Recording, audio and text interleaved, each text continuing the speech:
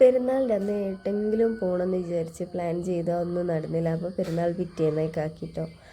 അങ്ങനെ ഞങ്ങൾ കുളിക്കാൻ വേണ്ടി പോകാനാണ് ഇറങ്ങിയത്. പക്ഷേങ്കിൽ മഴ ഉണ്ടേനു. അന്ന് രാവിലെ മുതൽ നല്ല മഴയേനു. അപ്പോൾ പിന്നെ കുളിക്കണ്ടെന്നുള്ളൊരു പ്ലാനിങ്ങിലേക്ക് മാറി. അങ്ങനെ കുറച്ച് സ്ഥലങ്ങളൊക്കെ കണ്ട്. ഇതിപ്പോൾ കുളിക്കാൻ വേണ്ടി പോയൊരു സ്ഥലമായിരുന്നു. പക്ഷേ ഈ കുളിക്കാതെ തിരിച്ച് പോന്നിട്ട് അവിടുന്ന്.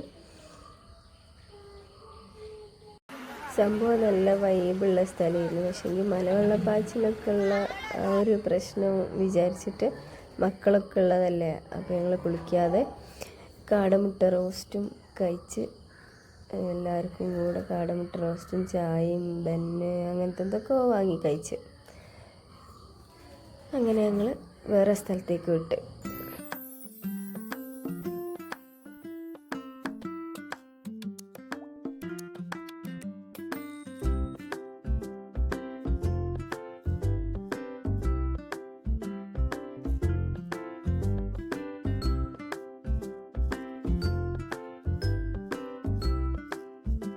രണ്ട് വണ്ടിയിലേന് കേട്ടോ പോയിന്നത്. ഒരു കോളീസും പിന്നൊരു കാറും. രണ്ട് വണ്ടി നിറച്ചും ആൾക്കാരുണ്ടായിരുന്നു. കുറേ മക്കളുണ്ട്, പേരക്കുട്ടികൾ.